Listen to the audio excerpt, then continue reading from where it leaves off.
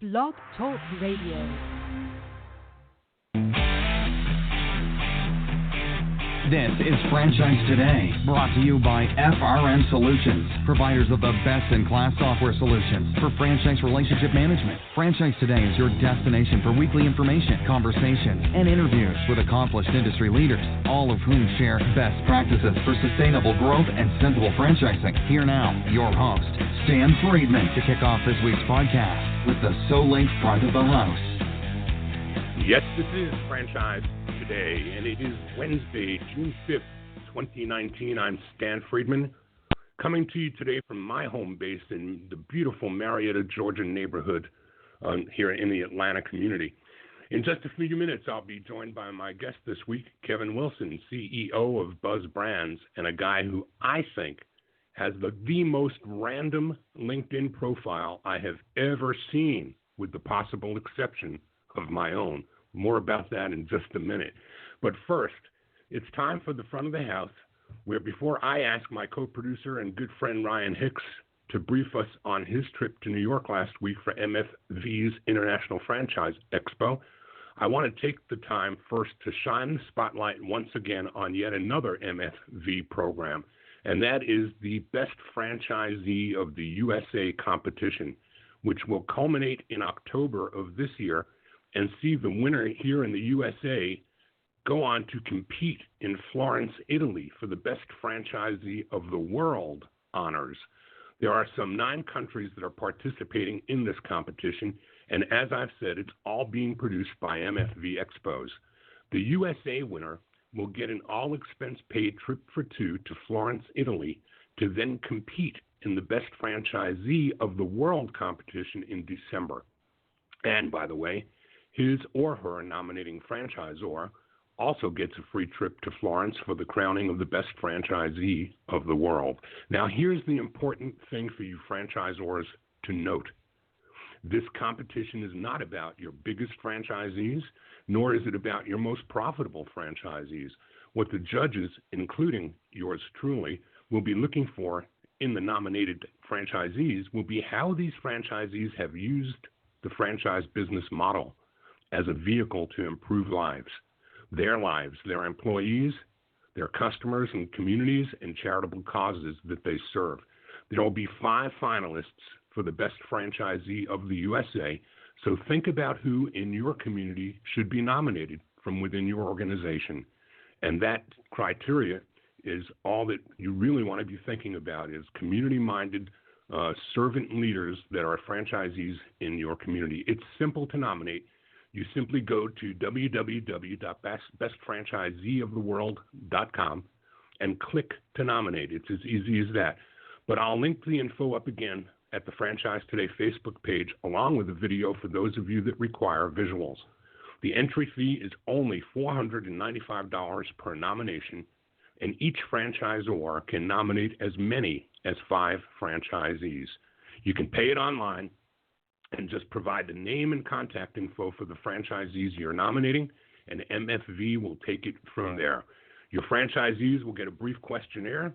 They'll answer those questions, and the information then gets passed on to we, the judges, who will make our final selections. And speaking of the judges, as indicated, I am one, but I'm joined by the esteemed franchise attorney Amy Cheng of Cheng Cohn, Dr. John Hayes, the franchise chair at the Titus Center for Franchising at Palm Beach Atlantic University, Eric Stites, founder and CEO of the Franchise Business Review, and Therese Tilgen, co-founder and president of Franchise Update Media Group. We are a proud group of your franchise peers that, like you, want to do your brands, your franchisees, and those employees of your organizations proud. So what are you waiting for? Click on the Franchise Today Facebook page, and remember to like us while you're there, and then click on the video or the website link to get more entry information, and I sincerely hope that you each nominate several of your best. Then we, the judges, will make our determinations, and we'll hope to see you at the top, as Zig Ziglar, one of the great motivators of all time, might say. So don't miss out on this opportunity to shine for yourselves, your networks, your franchisees, and franchising in general. And with all of that said, I'm going to ask my co-producer and friend Ryan Hicks if he would pot up his mic, if you please, and give us a rundown and a brief summary of what you saw this year at the IFE, Ryan, the first one in 21 years that I've actually had to miss. Hey, Stan. Yeah, wow, 21 years. This was my sixth IFE, so I have not seen as many as you, but I thought it was a very successful show. There were over 350 franchisors exhibiting, as you know, usually between 350 to 400 and some odd franchisors showcasing their opportunities. I spoke with a lot of brands that were very happy with the traffic, and when you're looking at budgeting, whether it makes sense to invest in bringing the team or not, it really boils down to whether or not you can get deals from the show, and most do. The networking at the event is incredible. As you know, Stan, you usually host different educational workshops, but there are over 70 different workshops that go on. So everything from securing funding to budgeting to understanding new technology. And so I popped in a few of those. My favorite this year was there was a workshop on for emerging brands. Aisle 11, or actually aisle 11 and 12 at the show, were dedicated to emerging brands, but it was put on by our friends at Springboard, and we had on the panel, it was Alex Samios from Dogtopia, Dan Dizio, I hope I'm saying his name right. His story is incredible, but from Philly Pretzel Factory, Ryan Comby, and they shared some stories, everything from who to hire first, and to really unpack the essence of what's important at the beginning stages. And really it kind of boiled down to the story. It's like, what is the story of the brand, and actually connecting with the prospects and understanding this is a 10-year marriage in most cases. But a very successful show, a lot of successful workshops, and some very, very good traffic. So I thought it was a big success. Great update, Ryan. Thanks for sharing that with us. And that, friends, is the SoulLink front of the house, brought to you by SoulLink, a company that provides amazing loss prevention technology for restaurants and retail. In fact, I describe SoulLink as having done for loss prevention the equivalent of what Apple and Android have done for cell phones. They've made these tools smarter. Whether you operate a single unit or are operating multi-unit empires, or whether you are the franchisor or executive of a restaurant or retail brand that has a unit-level economics on his or her mind, you need to learn more about SoulLink. When deployed, SoulLink's technology captures instances of exceptional behavior at all of your sites. SoulLink then records everything that goes on in the front and the back of the house, and utilizing its gold standard algorithms, creates reports that direct your attention to the very specific video clips that it's captured so that you may view these events. This eliminates the need to review hours of tape to identify these situations. And what's best is that SoulLink does all the heavy lifting utilizing your existing point of sale and security equipment. There is no new hardware needed to put SoulLink to work for you. As always, you can find out more about them online at soulink.com. That's www.soulink.com. And now, for today's guest, I'm joined today by Kevin Wilson, CEO and chairman of Buzz Franchise Brands, where they're building companies that get people talking. Buzz is a multi-brand franchising company providing services to the home. Their current portfolio of brands include Pool Scouts, a pool cleaning and maintenance concept, Home Clean Heroes, a startup in residential home cleaning, and their most recent acquisition from my good friend Rita Goldberg, the British Swim School. So with each of these being early stage concepts for the most part, you may wonder, what's this guy doing on Franchise Today, where the mantra is always about conversations with those who have achieved sustainable growth through sensible franchising? Well, here's the reason. You see, none of these brands are why I've invited Kevin to the program today. Our focus today is more on Kevin and the Buzz Franchise Brands, based on his accomplishments and successes that led him here today. You see, with over 25 years of experience in business, that's included time as a consultant, an entrepreneur, an executive of a large company, and even a venture capital investor, Kevin's passions lie in building and creating strong teams of people, and then supporting the successes of the brands that they serve. While each of these that I've mentioned is an emerging brand, Kevin is no theoretical newcomer to franchising. Prior to this, he spent 6 years building the iconic Mosquito Joe to more than 290 open locations and had 60 more teed up in development when he sold the whole shooting match to the Dwyer Group, or Neighborly, for what I know is an undisclosed but probably ginormous amount of money.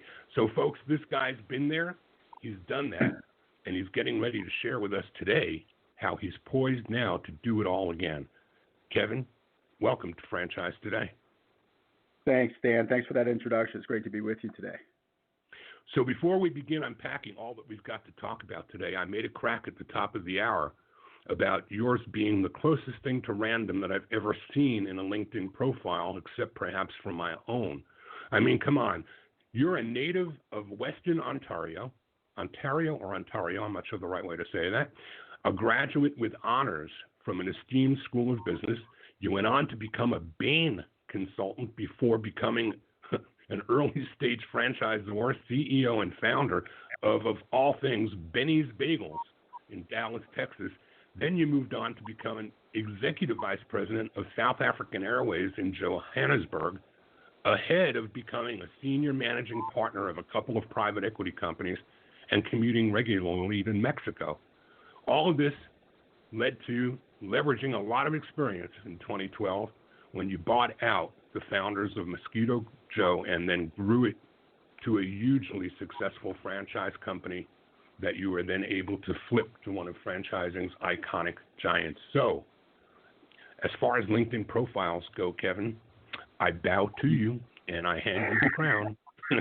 Mine's still random, but with everything from working with pro athletes and advocating for diversity to chairing the National Buffalo Wing Hall of Fame, I still can't come close to your profile on LinkedIn. The honors are all yours, but it also validates why you're here today and how much this audience can learn from the hour you've agreed to spend with us. So I thank you and appreciate you a lot. Well, thanks. I appreciate that. You know, I certainly could not have mapped that journey out if you had asked me when I was getting out of school back in 1990, what would that journey look like? I really had no idea, but it's been a lot of fun. I've really enjoyed it. I've learned a lot along the ways, and most importantly, I've met a lot of great people and whose relationships I still have to this day. So it's been a lot of fun. Well, you just raised the point that kind of segues right into how these interviews start every week. We always quip that franchising is unintentional and that people don't go to school and study for it. So it's the kind of thing that finds us and that we back into. And I'd like to start today's conversation by asking you to take us back to the time and place, what it was you were doing when that happened for you, and walk us up from there. Sounds good. I was working in Dallas, Texas for Bain and Company. And for those of your audience that doesn't know Bain, it's a very large multinational strategic consulting firm. So it was made famous when Mitt Romney ran for president. He was at one point the CEO of Bain and Company. So I was working for Bain largely in the airline industry, but also had a hankering to get into my own business. I've always while in university and even prior to that, during the summer, I always had jobs that I created or businesses that I created for myself, whether that be shingling roofs, blacktopping driveways, cutting lawns, whatever it may be. I always wanted to do it on my own, so I had that entrepreneurial bug. And so during my time at Bain, beyond the 80 to 100 hours a week I was working with them, I was also looking and thinking of new ideas. And bagels at the time was something that was really popular on the West Coast, certainly popular on the East Coast, and had been for a long time. We had started to see brands like Bruegger's emerge and others, but there was nothing in Dallas, nothing in Texas at the time. And so I put a plan together, partnered with two people that I've known for most of my life. They went and got the experience, and then we opened up our first bagel store in Addison, Texas, back in 1995. And the thought at that point, it was a little unclear as to where we were going to go, but we wanted to look into franchising as a way to scale the business. I think a lot of entrepreneurs have this this point where they have to decide, do I do it corporately, or do I grow through alternate means? And it usually comes down to money for the most part. In my mind, we were still very young at the time. We had enough money to get one going, but to get several going and beyond that was going to be difficult. And so I called up somebody, probably many of your members will know, audience will know, is Ann Hurwitz. And Stan, I know you know her. Absolutely. Ann is a wonderful person and a great attorney, and so she took the time and educated me on franchising. She was also generous enough to introduce me to a gentleman named Joe Croce, who was the owner and CEO of CiCi's Pizza, and I struck up a relationship with Joe and learned a lot about the business from him at the time. And so then we embarked on franchising, and that was that was the first time where we brought people on. It was a different time back then, as you remember, but we enjoyed it. We grew the business. We grew Benny's to 30 locations, largely throughout the state of Texas, and then an opportunity presented itself to sell the business, and we took advantage of that. But I enjoyed it. I learned a lot. And I learned a lot because we made a lot of mistakes, and we made a lot of mistakes that after we made them, we'd go back and we'd understand how we made those mistakes, and vowed never to make them again, at least not the same ones. And so a lot of what I've applied to where we are today, several 20, 25 years later, were lessons I learned back then at Benny's. So that's really where franchising bit me. I took a bit of a detour over the course of several years before I got into franchising. Actually, that's not completely true. I did. I ended up becoming a franchisee of CiCi's Pizza with my brother-in-law. He operated the stores. I effectively served as the CFO. So I never really have left franchising. When I was in private equity, we made several investments in franchisors. We were always looking at franchising business plans. And then it wasn't until 2012 where I dove back in with both feet and purchased Mosquito Joe and grew it from there. So that's, I guess the journey's been since 1995. We're going to talk a little bit about Mosquito Joe, but you shared a story with me in preparation for today's podcast about how I think even when you were with Bain, the bagel business took a bite out of you that didn't quit, right? You were looking every market you went into on a Bain assignment. What did you do? Yeah, with Bain, you're traveling to cities all over the country.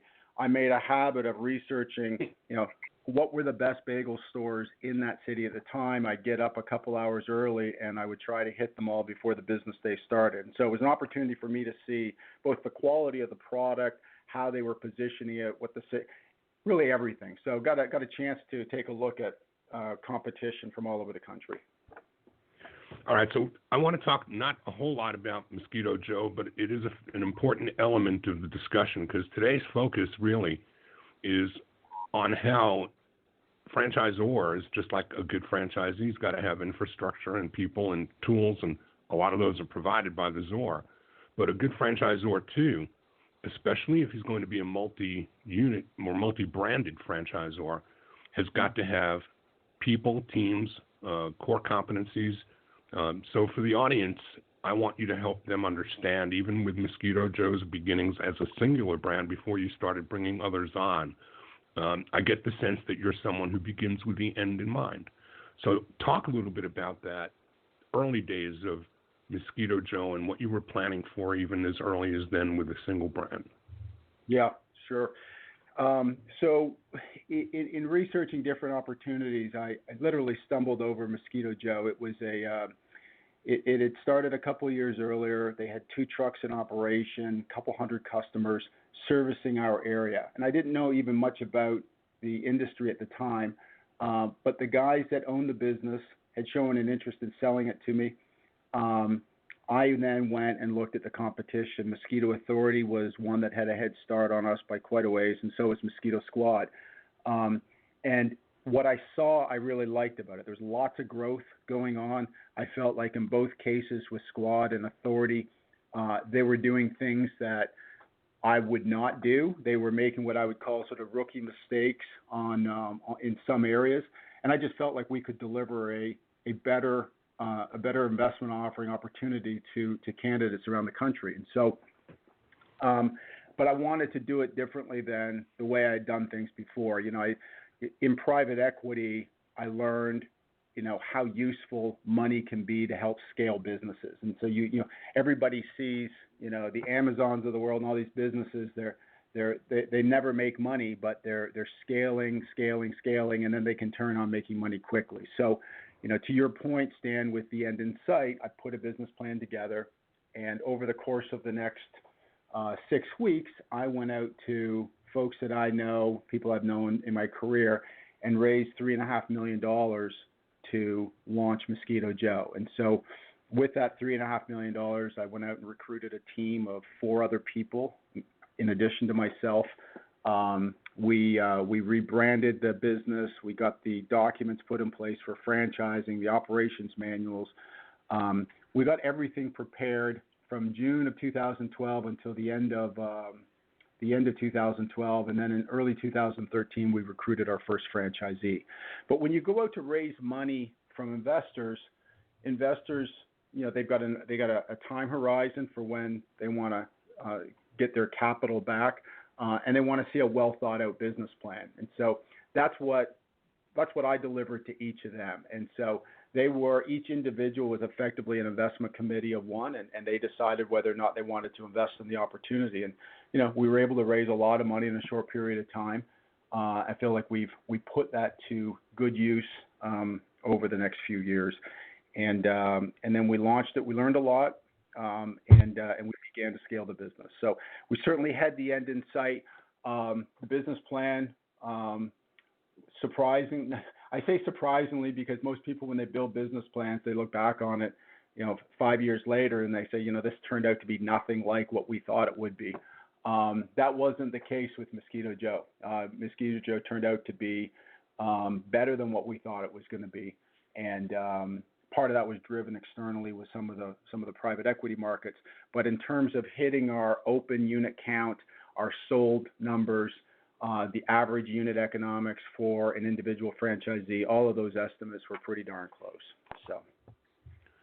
So at what point in the journey did you start thinking about adding brands and then start thinking about the birth of Buzz as an overarching umbrella company that would be a back-end support mechanism for multiple brands? Yeah, so that happened in probably 2015. My team and I, we went off site, and we had a single question we wanted to answer, which was why were we having the success with Mosquito Joe that we were having? And so there was the natural answer that came up, which was, well, the industry's positive. It's an emerging industry. We got the sun in our face, the wind at our back. And I said, well, that's true, but that doesn't explain why we are outgrowing our competitors, Mosquito Squad and Mosquito Authority, literally blowing by them. And any head-to-head battle we had for franchisee candidates, we were winning them. So what explains that?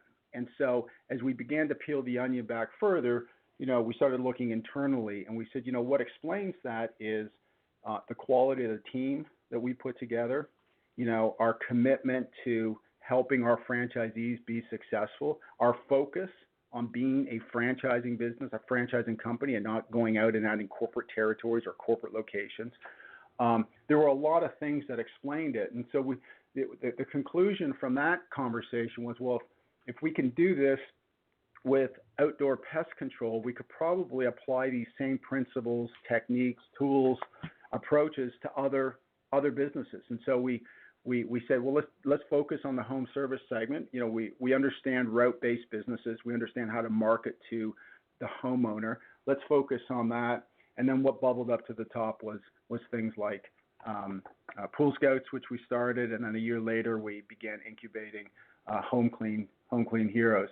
And so, we thought through our shared services model, and we looked at those things that distinguished us, and then we began to grow from there. And then, as you pointed out earlier, most recently, about a month ago, we stepped outside of that area a little bit, and we purchased British Swim School. So that's where we are today. But really, that was the genesis of becoming a multi-brand franchisor. Is this acknowledgement that we're doing things a little bit differently, and it seems to be working well.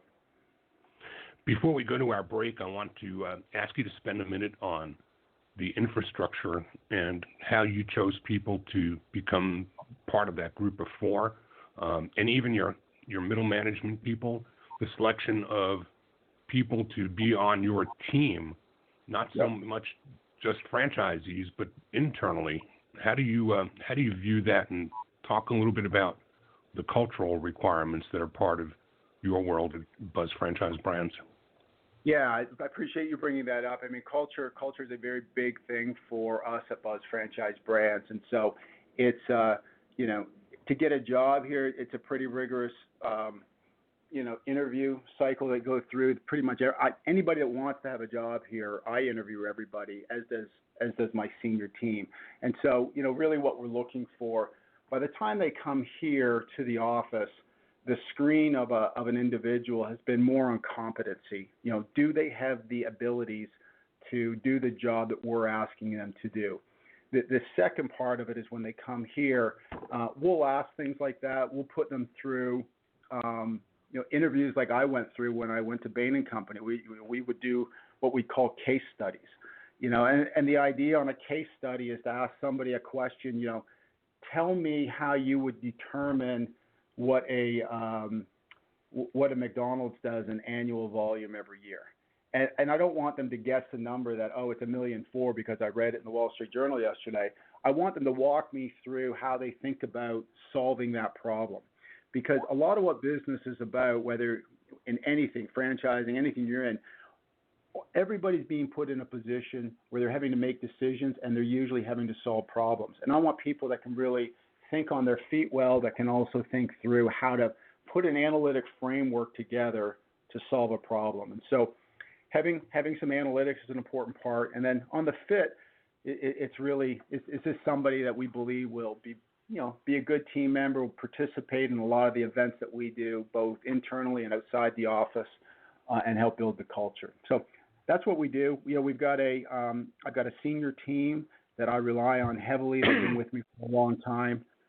All of them are owners of Buzz Franchise Brands. We have an incentive unit plan that we've created that we share with our senior team.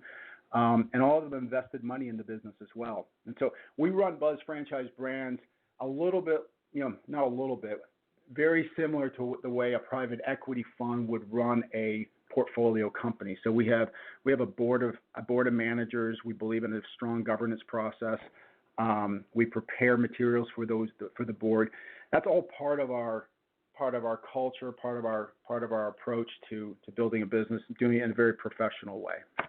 So I sort of rambled there for a little bit. I covered a lot. No, not at all. Not at all. I really appreciate the depth of the answers and the thoughtfulness of the answers that you're giving to those questions, because I really believe that it's important for those that are listening to understand that your private equity background has prepared you for things that some in the audience haven't even contemplated. And so it's important, the cultural aspects of building a team, and even with private equity, bringing in private equity that's in alignment with your own values is critically important. It's not just the money.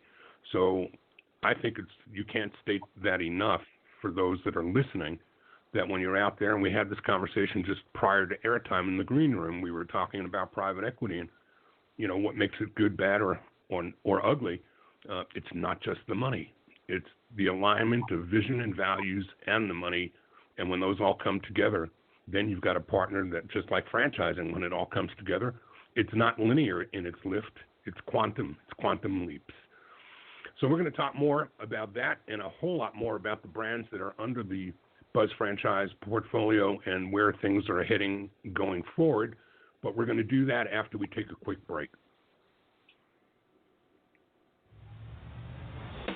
Franchise Today will be right back. But first, a word from our sponsors. And Franchise Today is produced and presented each week by FRM Solutions, providing best-in-class CRM and document management software designed specifically for franchising. FRM enables real-time business intelligence, communication, and collaboration between all members of the franchisor's team and their prospective and existing franchisees. This empowers your team to simply and seamlessly track, access, and manage all communication to and from the prospective and existing franchisees, including texts. Legal and compliance is simplified too, with FRM's document management, and even site visits can be digitally facilitated and scored with FRM. Make today the day you give FRM a look, and assure that all of your candidate and franchisee correspondence, including texts, are being permanently tracked and archived in candidate and franchisee records. FRM even provides state-of-the-art digital experiences for your prospective franchisees, replacing old-style virtual brochures.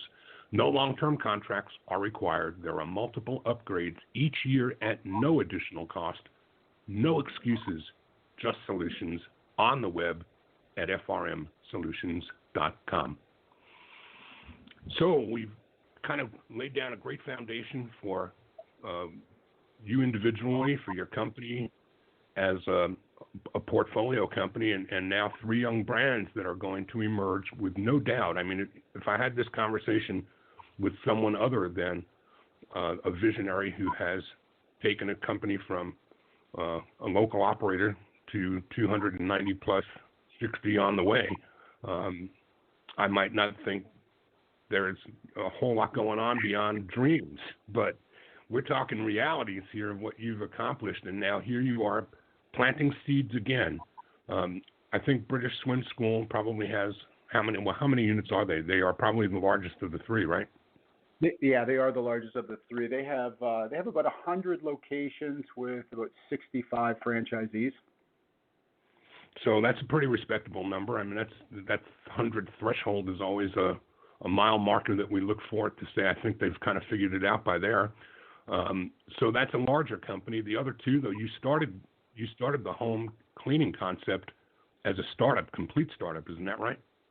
Yeah, that's exactly right. That was right from buying a couple of vehicles and doing it ourselves. So that's a business this year that'll do close to $900,000 of revenue in our local territories, and something that we wanted to prove out the concept. So that is, we've historically incubated the brands, but that is going to be starting to franchise really. Now we're just looking at that. We really feel like we've figured that business out, and we got a good repeatable customer acquisition model. We got the operations down sound, so we feel really good about that. And Pool Scouts has been at it now a few years. They've got they'll have 30 plus locations open this year. And that's a seasonal business, largely seasonal, depending on where you are. If you get further south into Florida, Texas, it's more year-round. But another great business, very unprofessional industry. So anything you can do to increase the professionalism of an industry is always really well received. So we feel great about that business as well. And talk a little bit about the residential cleaning business. I had this feeling, I think I heard a statistic, whether I got this from you or picked it up elsewhere, I'm not sure I remembered it, but I think I read that if you took all of the franchise brands in that space and combined their collective market share, they'd still be just about 10% of the available opportunity. Is that something that I heard from you? It wasn't from me, but I've heard a similar number, and there's no question. I mean, when we looked at that business, one of the things that we saw was a lot of the large franchisors, whether it's Molly Maid, the Cleaning Authority, Maid Brigade, Two Maids, and a number of them. If you look at where they have sold their locations, many of them are sold out in the larger MSAs. So just by virtue of having another solid offering backed by a strong franchisor and making them available in those large MSAs, we just feel like there's an opportunity there. But it is a fragmented base. I think there's lots of room to grow that business for sure. And you made some choices that are different than the typical color schemes and things that are seen in home cleaning businesses. Talk a little bit about that kind of deliberation, about what goes into building that brand, and what are the things that emerging franchisors or even not yet franchising, but on this program listening to learn how, what are some tips you would share about those kinds of thought processes that go into birthing of the brand? Yeah, that's a great question. I'm very fortunate to have one of my senior team, my chief marketing officer, Angela Pauls. She's really, exceptional about thinking through issues like this. When we acquired Mosquito Joe, their logo and their positioning of their brand was really like all the other competitors that were out there. There was a little bug on the logo, a mosquito on the logo. And we just felt like there was something different that could be received. And so we ended up creating, rebranding that entire company. And we never use bugs. In fact, what we use is we used a lot of humor in Mosquito Joe. So things like if you decide not, we would send out direct mail pieces, bright yellow cards, and the caption would be, if you decide not to use this card, if you decide not to call us, please use this card for swatting. Or, are you tired of donating blood on the way to the mailbox? These were all things that would really resonate. And then that whole idea of using humor really then evolved with our franchisees, where we started having competitions for who got to have the sayings on the next year's direct mail pieces and everything. So it really evolved. The customers, our view was, if customers get a laugh when they're looking at something, that's going to be memorable. Now, humor, as you probably know, is very difficult to do and do well. And so that's where, Angela and her team that she assembled were really good at policing and making sure that everybody stuck to brand standards. And so when it came time for you'd asked about Home Clean Heroes. When it came time for Home Clean Heroes, we looked at the business, and one of the things we saw was that almost every cleaning company had the word "made" in it, with the exception of the Cleaning Authority. Everybody else had the word "made," and our view was "made" was sort of a tired old term. I mean, it was just something, and this is our perspective, and I don't want anybody to hear this and feel like I'm being critical of all these other great companies that have started, like Molly May and Made Brigade and others, because I think they've done a wonderful job, and they've really paved the way for others like us who, they've professionalized an industry that is really important. But, for any newcomer coming in like we were, we need to figure out how we differentiate ourselves in the marketplace. And, when I looked at Cleaning Authority, and Tim Ivankovich, and I know Tim. I think he and his partner did a wonderful job with Cleaning Authority, and not only just from the name of how they position it differently, but the support they provided the franchisees in terms of customer acquisition, with the direct mail program being a cornerstone of what they did. And they have franchisees that are producing very high unit level economics, unit level revenue numbers. And so, part of that playbook we've adopted for our brands. But when we came to market, we wanted to do something different. So we called the business Home Clean Heroes. And our maids, in our view, are heroes to us. I mean, what they do is they leave that home and they make themselves feel good about the job that they did, but they also make our customers feel great that when they come home from work, the place is clean. And so we called them heroes. We play a little bit off of, we wear capes. We don't wear aprons. There's a lot of stuff that we can be fun with, and I'm barely scratching the surface of what Angela and Kathy Turley, who's our director of marketing, can really do with that brand. But they've really woven in a lot of warm, friendly stuff. What it's done is it's really helped us with the retention of our heroes. I mean, in the last year, we've had very little turnover in that space at all, which is also notoriously high for turnover. Our view is if we can keep our team, the same team together working, whether it's the senior team at my level or it's the people that are our heroes or our technicians in the field, the same people working on the same homes, that's going to drive our customer retention. And those are things that we're seeing that are working for us. So, so we came to market with some different colors. We got fresh colors. Some yellows, some light greens, and I'm not even doing the colors justice. And I know Kathy and Angela are probably squirming when they hear this, but it's a beautiful palette that's soft, that's fresh, that people would look at and say, this seems really nice. New cars that our heroes can drive as well. So, you're saying you're forgetting things and you're delving too deeply into something that seems to me to be so important. I think that the audience benefits tremendously by hearing the amount of thought and the depth of thought that's gone into each of these things, right down to the colors. That these aren't incidental events. These are carefully thought out. When you're giving birth to a concept, I mean, when you take on a British swim school, there's not too much you can do to change what's come before you, because there's that 100 or so out there already. The brand is branded. You can make subtle changes perhaps over time, but when you're bringing one to market that you're giving birth to, an awful lot gets done besides just creating an FDD and an ops manual on your way to franchising. And I think that I'd like for you to spend a minute, if you would, talking about proof of concept as well. I mean, Home Clean Heroes, you've been operating for over a year before you begin franchising. So I'd like for you to spend a little bit of time sharing with the audience the importance in your mind of proof of concept. Yeah, that's and Home Clean Heroes is a really good case study for that. I'm just going to be, super transparent with you and your team.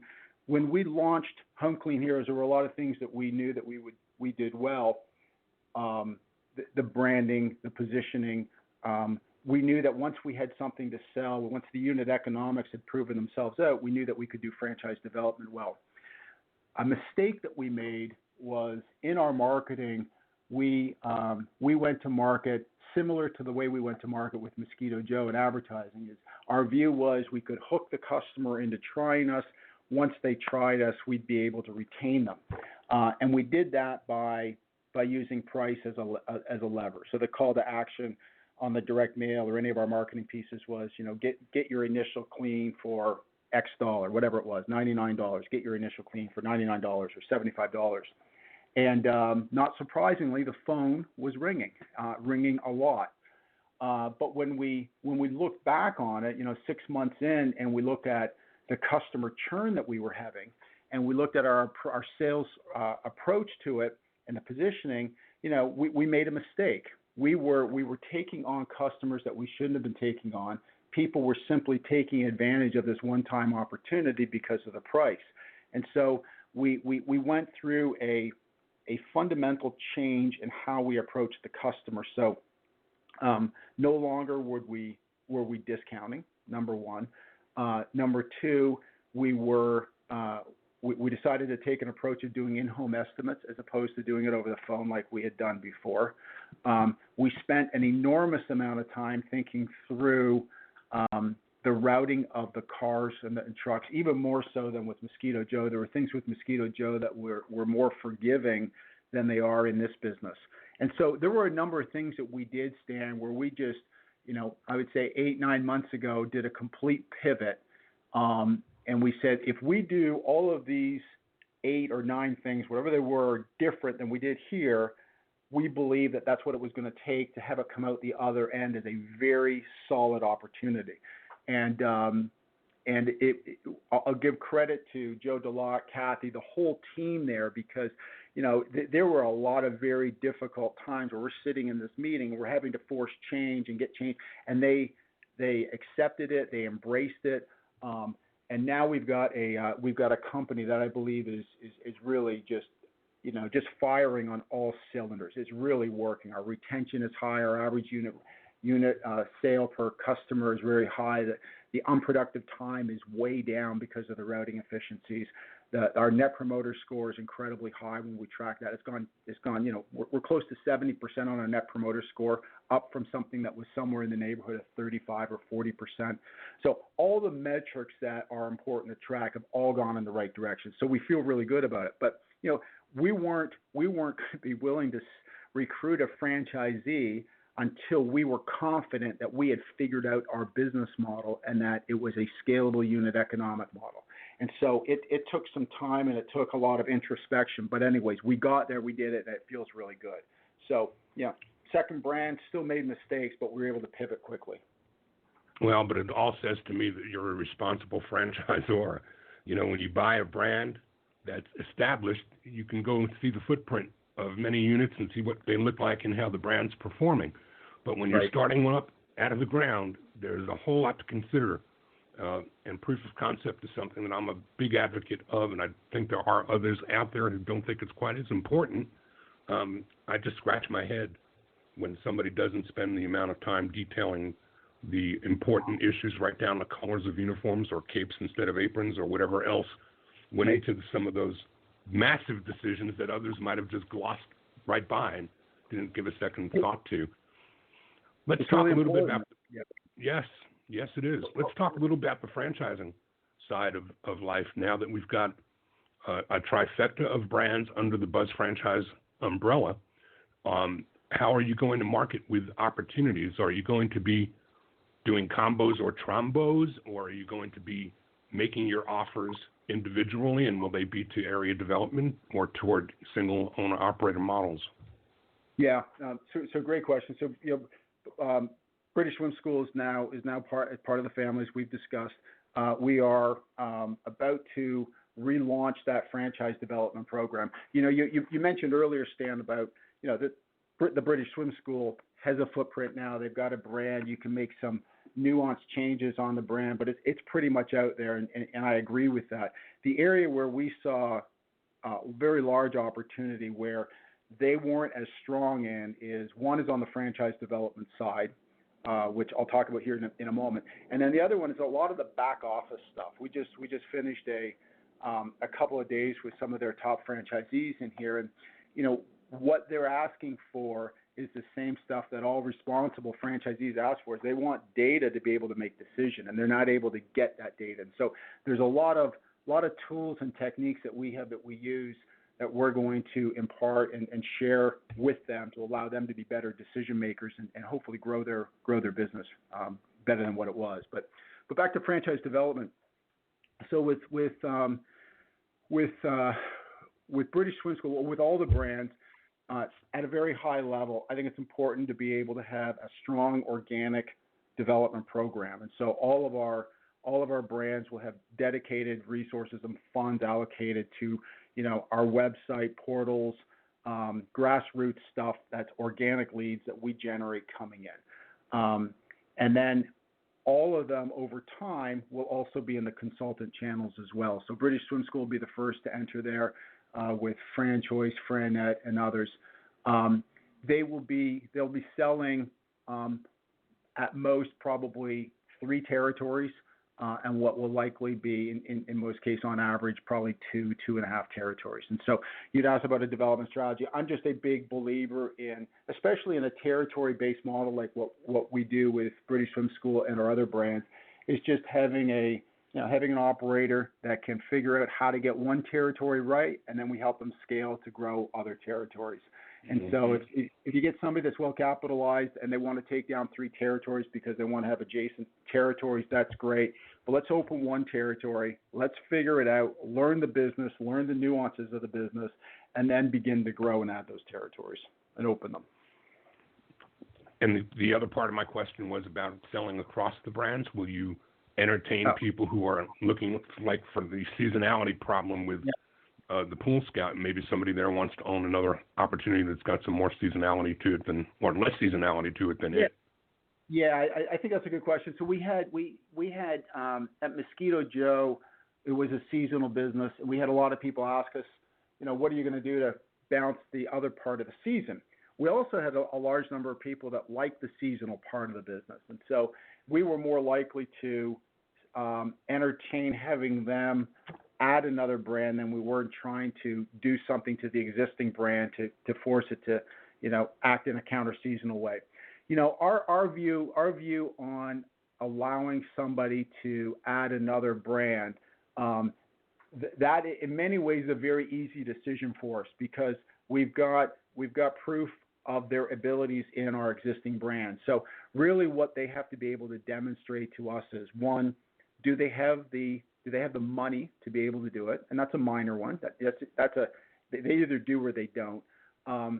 2, do they truly have the desire? Is this something that they're passionate about, that they want to do and build a business? And 3, the one where we've got most insight but still have to make a judgment call is, do they have the managerial abilities to scale into a different sector, different brand, and grow that? Do they have the internal resources where they're going to, add people? How have they developed their people? So those are all questions that we would ask. And then if we felt like there were people that were capable, then the answer would be yes.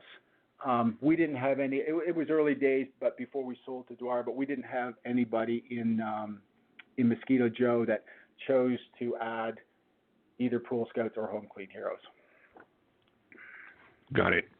So I'm going to ask you to, in the time left to us, to kind of rub the crystal ball and give a look out there 3, 4, 5 years perhaps, and tell us what we should expect to see in terms of what's going on at Buzz Franchise Brands. Will there be deeper growth and depth on the 3 that are already under the umbrella? Will there be 3 more? What's ahead? Yep. So first and foremost is a focus on right now on onboarding British swim schools to the same standards that we have across our other 2 brands, and then heavy focus on growing these 3 brands. If they can grow like I believe they can grow based on our experience, then I think a year from now, 2 years from now, we'll entertain adding additional brands.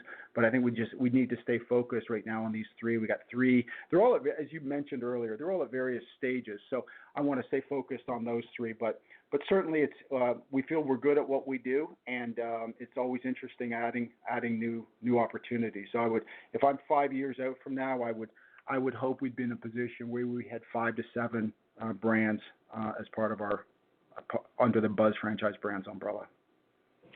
Before I ask you to help the audience find you again with some information about how to contact you and get in touch to talk further, I always like to wrap up the interview by asking my guests if there's anything that I missed that you wished I would have asked you, because if there is, this is a perfect time to tell me. That's another good question. I think you hit on everything. I talked a little bit about culture. Probably culture is one of those things I could have talked about for the whole show. I can't emphasize enough how important it is to get the right culture and the right working environment for the team that you hire, because they're ultimately the team that will make the franchisees successful and provide them the support. So as long as you keep your team happy, you're going to keep your franchisees happy and get some good people. So other than that, I've really enjoyed our conversation today, Stan. Thanks for having me on the show. Well, I believe that you actually wove the word culture without speaking to it directly. Everything you've demonstrated today, everything you've talked about, and the passion with which you've talked about it has all demonstrated how important that cultural piece is to you, and I appreciate you taking the time to be with us today. Before we let you go, let the audience know how they can find you. Yeah, I'm on LinkedIn, Kevin Wilson, Buzz Franchise Brands, or you can email me at kwilson@buzzfranchisebrands.com. Kevin, can't thank you enough and appreciate you, and nothing but success ahead, I'm sure. We'll be keeping an eye on things, and I'm certain we'll be inviting you back here not too far down the road when some of these mile markers ahead have been crossed and you've created some new metrics that we can talk to the audience about and, again, demonstrate how lightning didn't just strike once for this guy. He's got the roadmap, and he's going to do it again. Thank you so much for being with us, Kevin.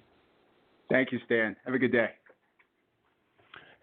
Another great interview, and literally, I can't, in the space of an hour, you could spend an hour with a gentleman like this on any one of these topics, much less trying to go across not 1, 2, 3, but 4 brands if you count Mosquito Joe in the mix.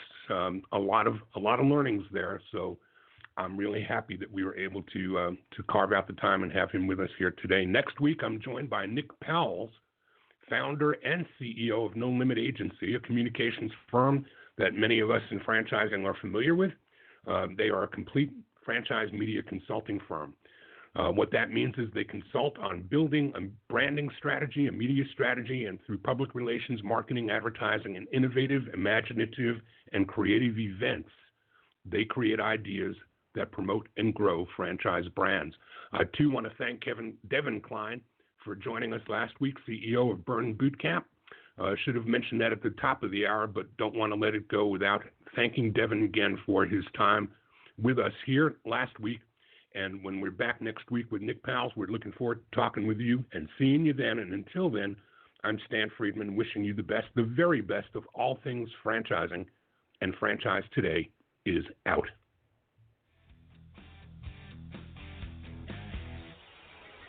Franchise Today is a production of FRM Solutions, providing best-in-class CRM tools to empower relationships with prospective and existing franchisees. No excuses, just solutions. Find them online at frmsolutions.com. Join Stan every Wednesday at noon Eastern for another live episode of Franchise Today. Or, as always, download episodes on demand at blogtalkradio.com or iTunes.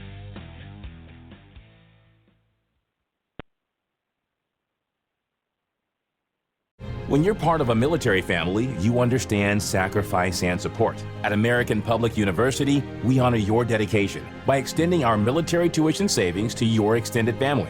Parents, spouses, legal partners, siblings, and dependents all qualify for APU's preferred military rate of just $250 per credit hour for undergraduate and master's level programs. American Public University. Value for the whole family. Learn more at apu.apus.edu/military.